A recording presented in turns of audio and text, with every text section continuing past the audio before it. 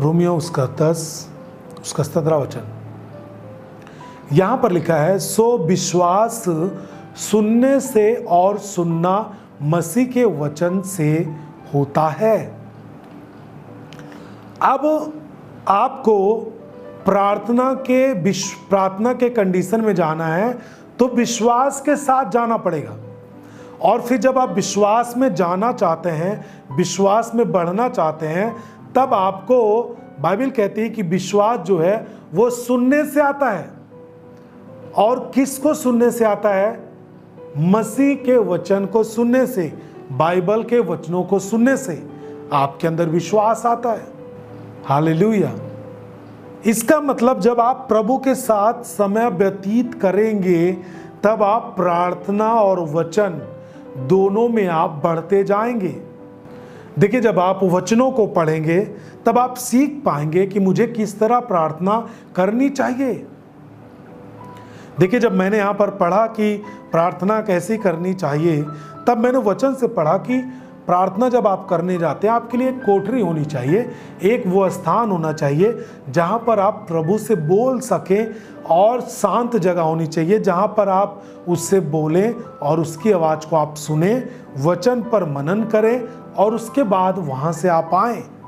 जब आप इस तरह समय व्यतीत करते हैं, आप तब देखिएगा आप कि आप अपने दिन भर के जो भी आप कार्य करने जाएंगे, बड़े आनंद के साथ और ताजे मन के साथ, ताजे मस्से के साथ आप अपने कार्यों को कर पाते हैं। आमीन, हालेलुया। और जब आपको वचन सुनने से विश्वास आता है, तब आपको वचन खुद से बोलना पड़ेगा। यानी आपको वचन पर मनन करना चाहिए। प्रभु के साथ समय व्यतीत करने का मतलब कि आपको वचन का भी मनन करना चाहिए।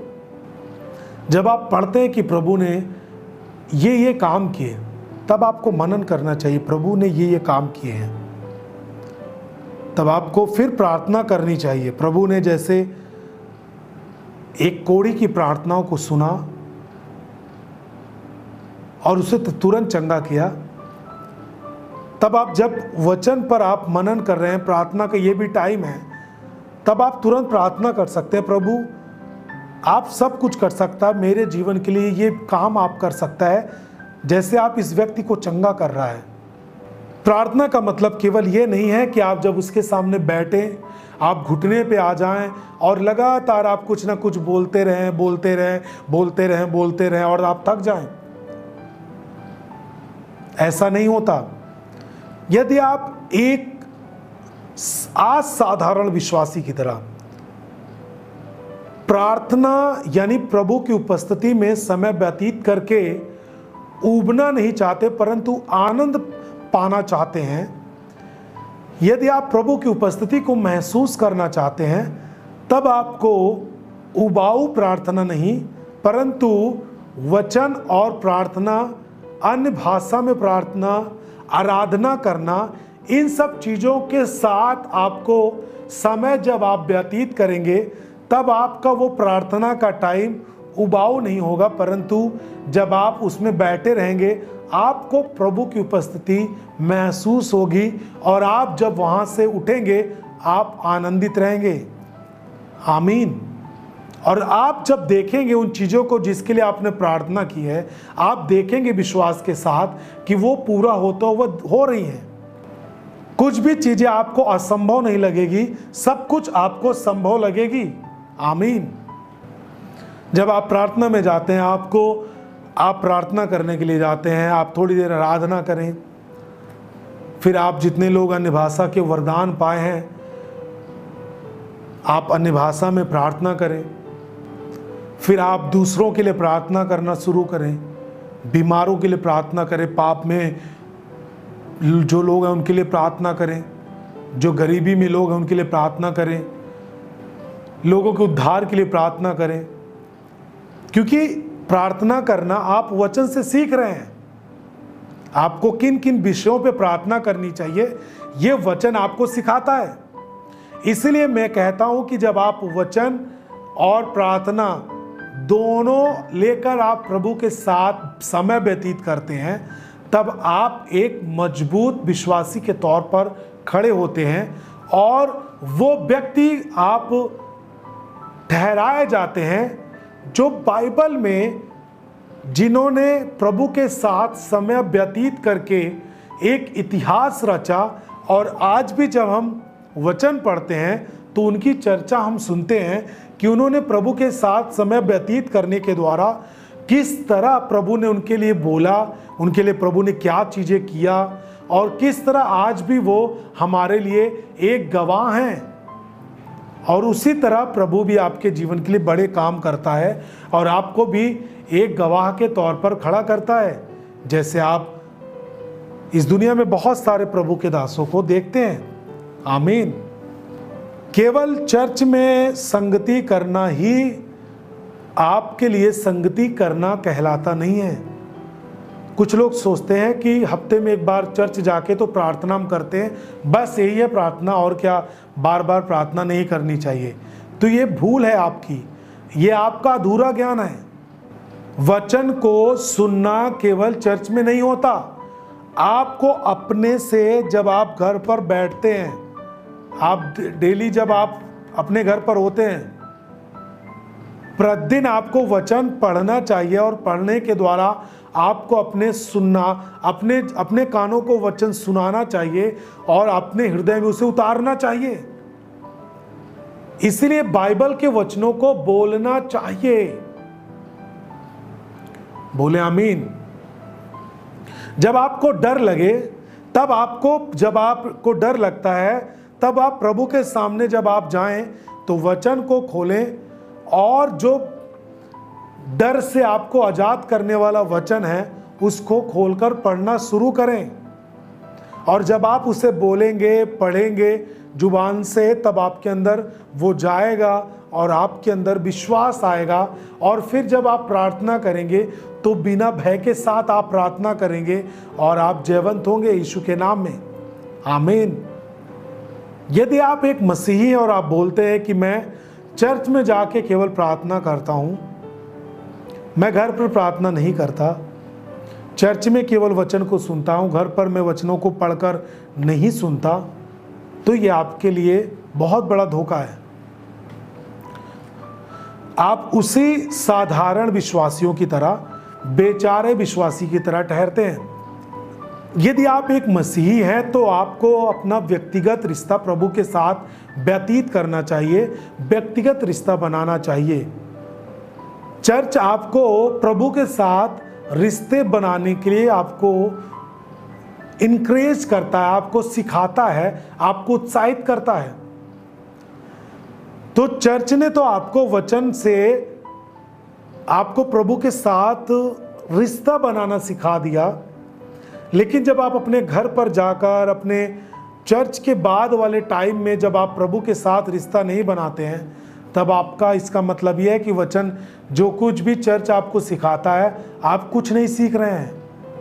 यदि आप चर्च जो कुछ भी आपको सिखाता है, प्रभु के साथ किस तरह आपको रिश्ता बनाना है व्यक्तिगत, और आपको व्यक्तिगत प्रभु के साथ बैठना है, घुटने पे प्रभु के साथ बैठना है, अपनी बाइबल को खोल के थोड़ी देर वचन में मनन करें, थोड़ी देर आराधना करें, फिर थोड़ी देर अन्य भाषा में बातें करें। जब इस तरीके से आप अपने जीवन को लगातार आप चलाते जाएंगे, मैं आपको बोलता हूं कि आप देखेंगे सब कुछ चीज़ें बदलती हुई अपनी ज़िंदगी में।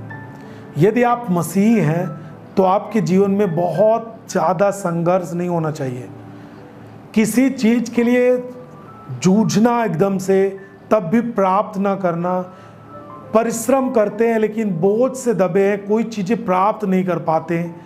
आपको करना चाहिए क्या? आपको ये करना चाहिए कि आपको व्यक्तिगत रिश्ता प्रभु के साथ बनाना चाहिए, और ज़्यादा से ज़्यादा आपको प्रभु के साथ बैठना चाहिए, और लगातार हर काम करने से पहले आपको प्रार्थना करनी चाहिए। दिन की शुरुआत जब आपकी होती है प्रार्थना से होनी चाहिए, तब आप देखेंगे कि किस तरह आपका जीवन बदलता जाता है। आमीन, हालेलुया। आपका जो जीवन है वो प्रभु के साथ रिश्ता बनाने के लिए कोई दोस्तों के द्वारा निर्भर नहीं होना चाहिए, कोई पड़ोसी के द्वारा पड़ोसी के जीवन पर निर्भर नहीं होना चाहिए। हाँ, मैं मानता हूँ कि आप जब शुरू में प्रभु को जान रहे हैं तब आप उन पर निर्भर हैं, लेकिन जब आप कुछ चीज़ें सीख गए हैं तो आप उन पर अकेले निर्भर ना रहिए, व्यक्तिगत रिश्ता प्रभु से बनाइए। देखिए, जब आप पड़ोसी के साथ शुरुआत में उन पर निर्भर होकर प्रभु में बढ़े, लेकिन जब आप खुद चीज़ें सीख गए, आप जब खुद प्रार्थना करने लगे, तो इसका मतलब ये नहीं है कि आप घमंडी हो चुके हैं। आप घमंडी तब होते हैं जब आप बोलते हैं, अरे ये कुछ नहीं है, मेरा विश्वासी इससे ज़्यादा मैं प्रार्थना करता हूँ, ये कुछ नहीं जानता वचन को, मैं ज़्यादा वचनों को जानता हूँ। जब आपके मन में ये चीज़ें आने लगती हैं प्रार्थना के साथ साथ, तब इसका मतलब है कि आप घमंड में जा रहे हैं। लेकिन आप अपना व्यक्तिगत प्रभु के साथ बनाते हैं रिश्ता, और फिर अपने पड़ोसी को भी वो दर्जा देते हैं कि उसने मुझे प्रभु में बढ़ाया, सिखाया, धन्यवाद आपका। वो कभी बोलता है तो उसके साथ भी बैठकर आप प्रार्थना में समय व्यतीत करते हैं, तो इसका मतलब है कि आप घमंड में नहीं हैं, आप अपना रिश्ता प्रभु के साथ बना रहे हैं। और मैंने आपको बोला कि आपका व्यक्तिगत रिश्ता प्रभु के साथ होना चाहिए। कब तक आप अपने दोस्त या फिर अपने पड़ोसी या फिर अपने किसी भी रिश्तेदारों के द्वारा प्रभु के रिश्ते में निर्भर करेंगे? जब आप अपने दोस्त के द्वारा निर्भर होते हैं प्रभु के साथ रिश्ता बनाने में, आज आपका दोस्त चर्च नहीं गया तो आप भी चर्च नहीं जाते, आज आपका दोस्त लाइव नहीं देख रहा है तो आप भी उसके साथ घूमने चले गए। मेरा दोस्त आज प्रार्थना नहीं करा, मेरे रिश्तेदार आज चर्च नहीं गए, ऑनलाइन में नहीं जुड़े, तो मैं भी नहीं जुड़ूंगा, वो पाप में चला गया। जब आप किसी दोस्त के सहारे प्रभु में रिश्ता बनाएंगे, तो जैसे जैसे वो मुड़ता जाएगा, आप भी वैसे वैसे टर्न होंगे, मुड़ते जाएंगे। जब वो प्रभु में बढ़ेगा तब आप प्रभु में बढ़ेंगे, जब वो पाप में जाने लगेगा आप पाप में जाने लगेंगे, जब वो गलत रिश्तों में जाएगा आप भी गलत रिश्तों में जाने लगेंगे। लेकिन जब आपका व्यक्तिगत प्रभु के साथ रिश्ता होगा, तब आपका दोस्त प्रभु में बढ़ेगा तो आप बढ़ेंगे ही बढ़ेंगे। लेकिन जब आपका दोस्त पाप में जाएगा, लेकिन जब आपका रिश्ता प्रभु के साथ व्यक्तिगत आपने बनाया है, आपका दोस्त पाप में जाएगा लेकिन आप प्रभु में जाएंगे। आपके रिश्तेदार संसार के लोगों के साथ समझौता कर लेते हैं, प्रभु की आराधना करने में समझौता कर लेते हैं कि नहीं, मैं आज ये काम कर लूँगा, मैं ये चीज़ें कर लूँगा, इन चीज़ों को मानूंगा, इन चीज़ों को पूरा करूँगा। लेकिन आप जब प्रभु के साथ व्यक्तिगत रिश्ता बनाए हैं, तो आप अपने रिश्तेदार की तरह नहीं मुड़ जाएंगे, आप आगे बढ़ जाएंगे प्रभु में। ये फर्क होता है जब आप व्यक्तिगत प्रभु के साथ रिश्ता बनाते हैं, तो आपका कोई भी दोस्त, आपका कोई भी पड़ोसी जब प्रभु में बढ़ेगा तो आप बढ़ेंगे, ठीक है। लेकिन जब वो पाप में जाएगा, गलत रिश्तों में जाएगा, तो आप गलत रिश्तों में नहीं जाएंगे, आप प्रभु में जाएंगे। आमीन। इसलिए एक पत्नी को व्यक्तिगत रिश्ता प्रभु के साथ होना चाहिए, एक पति का भी व्यक्तिगत रिश्ता प्रभु के साथ होना चाहिए, ताकि यदि पत्नी थोड़ा भी पाप में जाए तो पति उसे प्रार्थनाओं के द्वारा, वचनों के द्वारा संभाल सके। नहीं तो वो पत्नी के सहारे है तो पत्नी कुछ और करेगी तो पति भी उसे में मिक्स हो गया, पति भी उसी काम को करने लगा।